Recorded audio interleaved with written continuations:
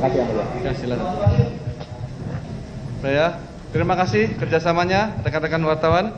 Kita lanjutkan.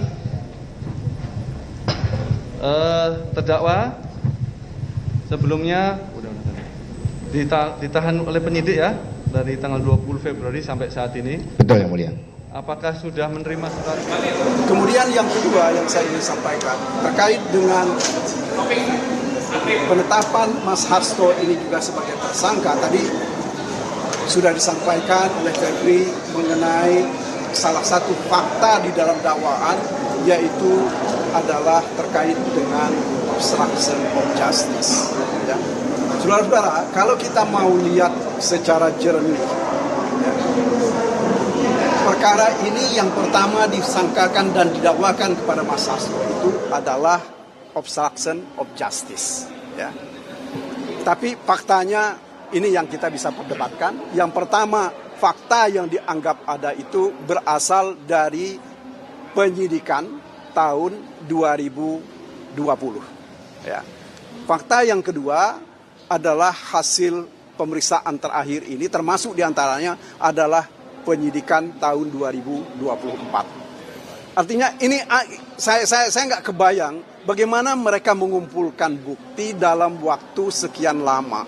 Seolah-olah bukti itu disimpan dulu, mungkin ada apa ya? Kalau saya ingat dulu anak-anak masih menonton Doraemon, sepertinya ada kantong ajaib yang mereka gunakan untuk menyimpan bukti-bukti ini.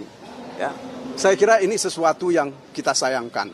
Kemudian yang ketiga, saya kira ini yang kita lihat sekuens waktu penetapan tersangkanya Mas Hasto. Ya, pada tanggal 16 Desember diumumkan pemberhentian atau pemecatan terhadap mantan Presiden Joko Widodo, Wakil Presiden Gibran Rakabuming Raka, dan yang ketiga adalah Bobi Nasution, Gubernur Sumatera Utara, yang dinyatakan diberhentikan atau dipecat dari PDIP. Kemudian catatan saya yang lain, pada tanggal 18 Desember ada laporan pengembangan perkara. Ya. Kemudian tanggal 20 Desember pimpinan KPK dilantik. Pada hari yang sama, tanggal 20 Desember itu juga, menurut catatan dan informasi yang kami terima, dilakukan gelar perkara. Kemudian tanggal 23, Mas Hasto itu ditetapkan sebagai tersangka, dan kemudian tanggal 24 diumumkan sebagai tersangka. Apa yang saya mau sampaikan adalah urutan waktu ini tadi, ya, ini mengesankan bahwa penetapan tersangka ini adalah pesanan. Ya. Inilah makanya disebut kemarin itu oleh beberapa teman, penetapan tersangka ini adalah penetapan tersangka dalam perkara politik. Ya. Sehingga Mas Hasto dikatakan oleh teman-teman PDIP sebagai tahanan politik. Jadi saya kira, ya, mari kita cermati ini. Yang kita tidak inginkan sebenarnya adalah lembaga independen seperti KPK ini digunakan untuk kepentingan politik. Ya. Saya bisa mempertanggungjawabkan apa yang saya sampaikan ini karena mulai dari pemilihan pansel untuk pimpinan KPK ini, ketika itu sudah ada pengumuman KPU tentang presiden terpilih. Ya. Dan sebelum itu sudah ada 2 keputusan Mahkamah Konstitusi yang mengatakan pemilihan dan pembentukan pansel itu harus dilakukan oleh presiden terpilih dari hasil pemilihan presiden 2024-2029. Nah, tetapi ini dilanggar oleh Joko Widodo sebagai presiden ketika itu. Dia bentuk pansel, dia kirimkan hasil dari pansel ini ke DPR.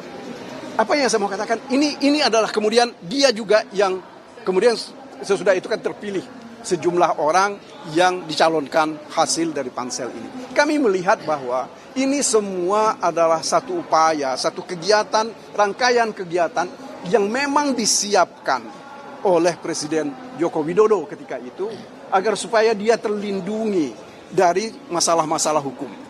Itu pertama. Dan kemudian yang kedua, dia supaya ada orang-orang yang berhutang budi secara politik bisa dia minta memberikan balasan terhadap orang-orang yang dianggap berbuat tidak baik terhadap dia dan keluarganya atau hendak mencelakai dia dan keluarganya. Ini sekedar tambahan dari saya supaya kita di dalam melihat persoalan ini bukan hanya melihat persoalan hukum teknis ya, tetapi harus kita lihat latar belakangnya. Ini bukan sesuatu yang sederhana ya.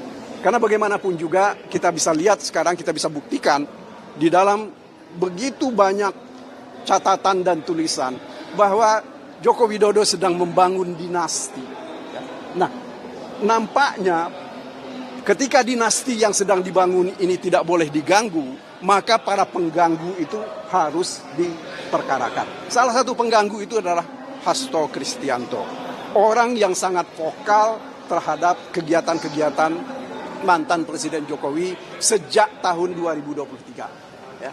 Saya kira itu dari Pak, saya. terkait yang barusan Anda katakan orang-orang yang Hasto dikriminalisasi oleh orang-orang yang dianggap sebagai pengganggu. Tadi juga sebelum memulai sidang, Pak Hasto sempat membacakan pesan tertulisnya. Intinya resumnya adalah dia dikriminalisasi hukum, secara hukum, dan dia tahanan politik. Ada tanggapan soal itu, Pak? Kapan dia mulai menulis dan siapkan? Saya kira begini, beberapa waktu yang lalu ya, dia itu sudah dihubungi oleh sejumlah orang, merupakan petinggi dari lembaga tertentu. Ya. Permintaannya cuma satu, Mas Hasto itu mengundurkan diri dari kedudukan sebagai sekjen. Makanya ini yang dianggap kedudukan sebagai sekjen inilah yang dianggap ya menjadi halangan ya, terhadap orang-orang tertentu untuk melakukan kegiatan-kegiatan di dalam partai. Nah, apa yang dikatakan oleh orang ini, kalau Mas Hasto tidak mengundurkan diri dalam waktu 1 kali 24 jam, maka dia akan jadi tersangka. Ya. Ini saya kira Mas Hasto menyampaikan ini kepada kami bukan untuk berbohong. Saya ingat kemarin juga Deddy Sitorus juga mengungkapkan hal yang sama. Ya. Bagaimana dia dipanggil tentang dan bercerita tentang ini. Jadi sekali lagi ini yang harus kita cermati. Ya. Terima kasih. Kalau terkait dengan eksepsi, kapan akan Kami eksepsi itu seperti tadi kan kami minta waktu 10 hari, tetapi majelis hakim menghendaki supaya tetap 1 minggu. Jadi hari Jumat minggu depan eksepsi itu akan kami sampaikan. Ya, makasih ya semuanya. Surat yang dibacakan Hasto tadi ditulisnya pagi ini atau sehari sebelumnya, Pak? Dia sudah beberapa hari dia menulis. Ya dia banyak sekali berpikir dan banyak sekali melakukan analisis terhadap kejadian-kejadian di luar. Tentu saja dengan merefleksikan apa yang dia alami selama ini. Ya. Oke, makasih ya semuanya. Pak Magda, terima kasih. Pengadilan Tipikor Jakarta Pusat. Anda bisa melihat lewat juru kamera Kompas TV, Anggi Mendarwan, ini merupakan beberapa pendukung dari Sekjen PDI Perjuangan Hasto Kristianto yang bukan hanya ada di area luar saja, tapi juga tadi sempat masuk ke dalam ruang sidang dan memberikan ucapan semangat begitu ya kepada Hasto Kristianto. Tidak hanya itu, Brebana dan juga saudara, di tataran partai pun ini juga ada beberapa petinggi partai di tingkat DPP yang tadi saya lihat juga hadir di dalam ruang sidang, seperti misalnya ada Adiana Pitupulu, ada Deddy Sitorus, kemudian ada Jarod Saiful Hidayat, ini juga ikut hadir untuk memberikan dukungan. Tadi kita sudah bicara soal proses hukumnya, yang tentu kita perlu ketahui adalah soal politiknya. Karena lagi-lagi sebelum tadi meninggalkan Tipikor begitu, satu hal yang disampaikan oleh Hasto Kristianto adalah lawan karena ini merupakan politisasi hukum begitu. Kita akan berbincang dengan juru bicara PDI Perjuangan, Gus Romli. Selamat siang. Selamat siang. Gus, tadi dari